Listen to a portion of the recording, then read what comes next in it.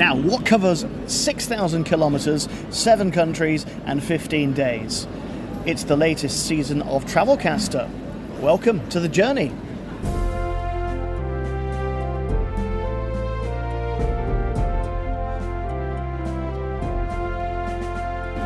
On this trip, we aim to go north to south across Europe, from the Arctic Circle to Spain.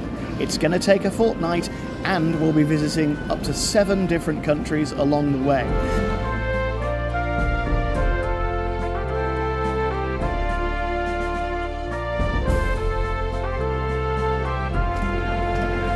Now, our trip begins, as so many of them do, here at London St Pancras train station, but for once we are not going on the Eurostar because our starting point in the north of Norway would be about 4 or 5 days away, and we haven't got time to that. So today we are flying, and from here we're going to get to Heathrow Airport. Now, here's a Travelcaster tip to begin the season with an Interrail pass or a Eurail pass. You can take the trip from here at St Pancras out to Heathrow Airport for nothing, using your pass via the overground. Now, if you're not from the UK, the overground and the underground can be confusing terms because some of the underground goes overground and guess what? Some of the overground goes underground. But here's the thing, from St Pancras station, all you've got to do is take a Thameslink train, 1 station south to Farringdon, and then get on the Elizabeth line, which is going to take us all the way to Heathrow.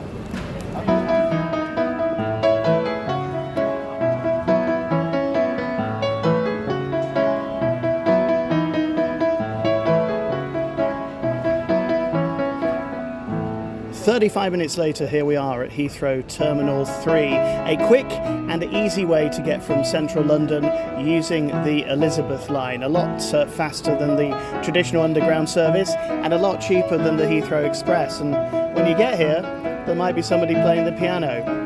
Only took me about 10 minutes to get through security here from check-in. Really efficient, although I'm really early. And this is one of the reasons I don't like travelling by plane. You have to get to the airport so early in advance. There's a lot of hanging about with not a lot to do. But that's the price you pay for what should be a big reward at the end of today.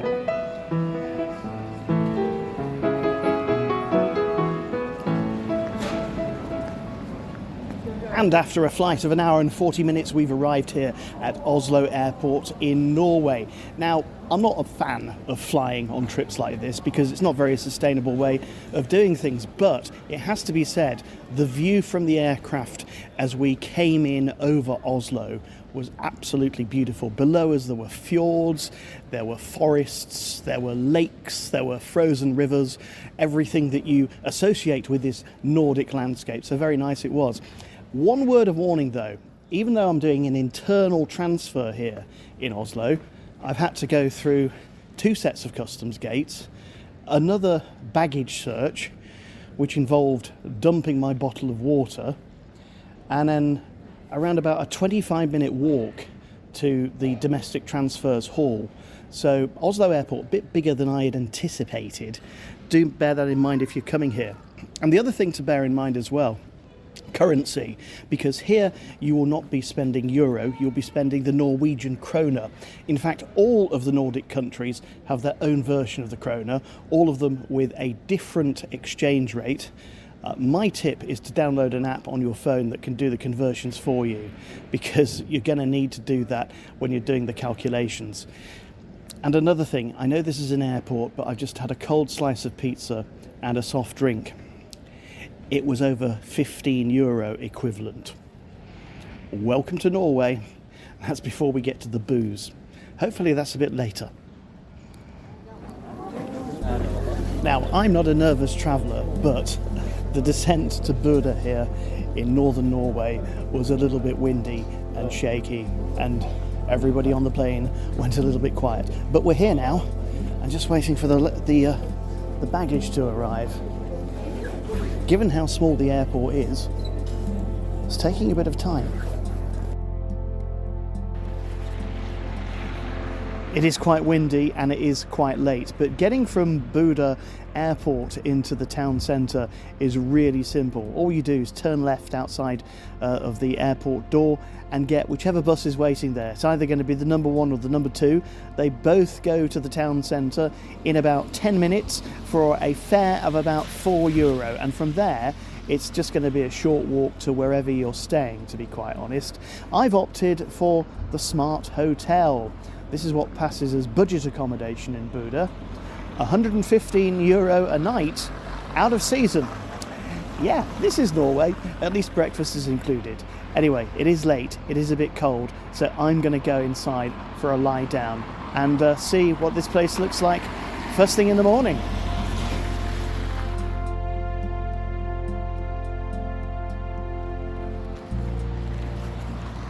Traditional wooden Norwegian houses, stunning fjords, and mountains rising into the sky.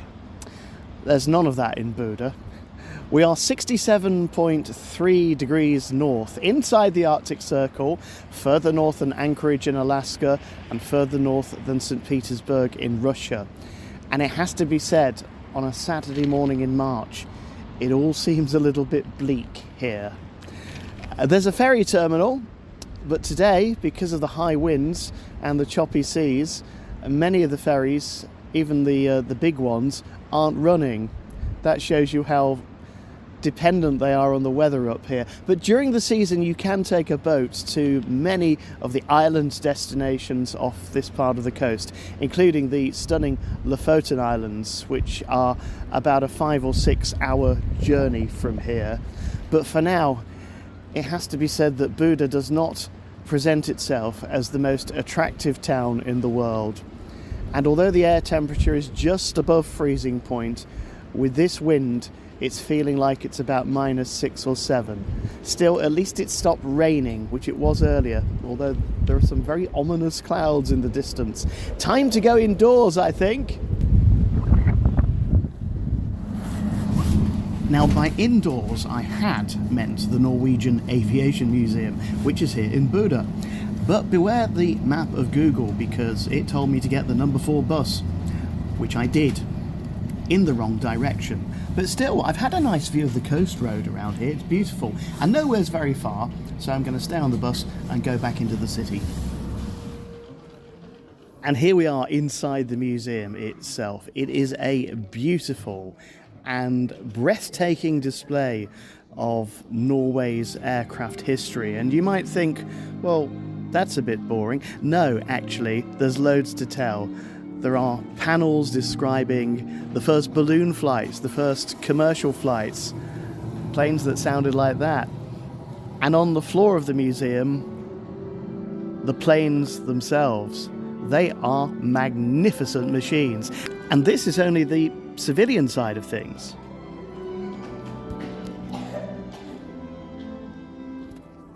Because on this side is the military collection. This is perhaps more magnificent and eye-opening than the others, because when most people think of the Cold War, they picture Washington, Moscow, maybe Berlin. But Bodø?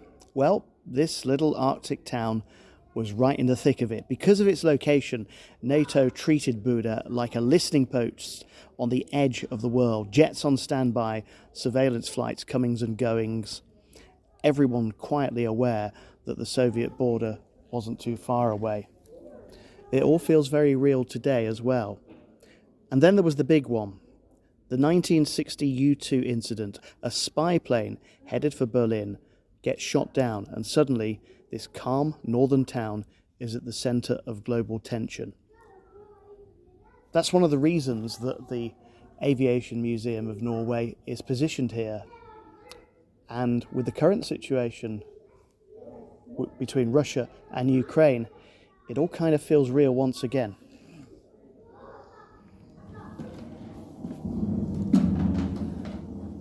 What I really like about this museum, it's really well put together with loads of information, interactive exhibitions, the sights and sounds of combat.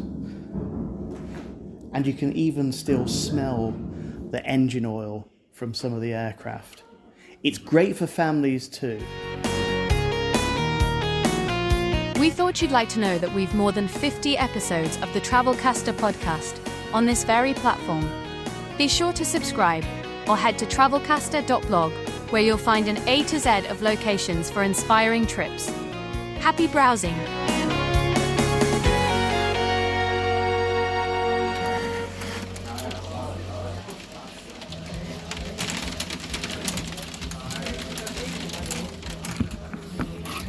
This is the sound of the hail bouncing off the windows of the Sportsbaren in Bodø.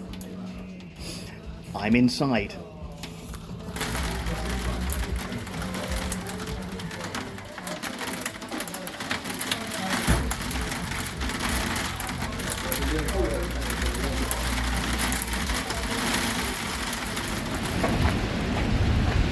And this is what it sounds like outside the pub.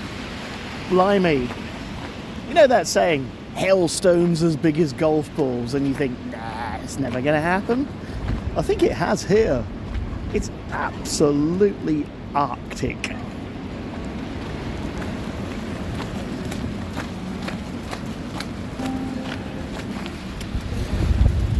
Now, normally I hate shopping malls on these trips, but never has a 1980s style shopping centre been as welcome as this one, the Glasshuset, because we get out of the wind and the hail into an atrium full of really horrible shops.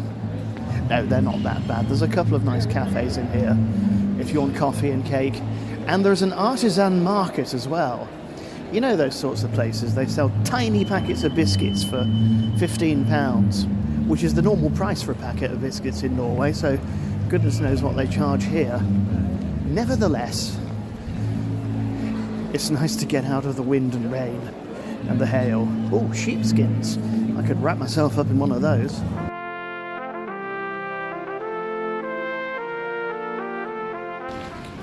I've mentioned it already, but it's got to be said again, Bodø is not the most aesthetically pleasing sight. Then again, 600 of its 700 buildings were destroyed on one day in 1940. Second World War, Germany had invaded Norway, and it launched a devastating attack on this town. Remarkably on that day, thanks to rapid evacuations, only 15 people were killed.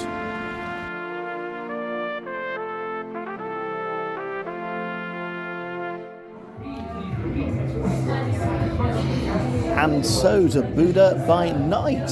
Well, this may have the feel of a small town, but actually nearly 54,000 people live here and in the surrounding villages and islands. In fact, it's one of the fastest growing places in the whole of the north of Norway. So by night you will find a good selection of bars and restaurants to suit all tastes. I've opted tonight for the Public Bar, which has a rock theme, a pool table and a good selection of beers. There are craft beers on offer in many of the bars around here, and most of them are fairly laid back. There's one nightclub that I've seen, but this is not a massive party town. It's the place where you have a laid back drink and meet the locals.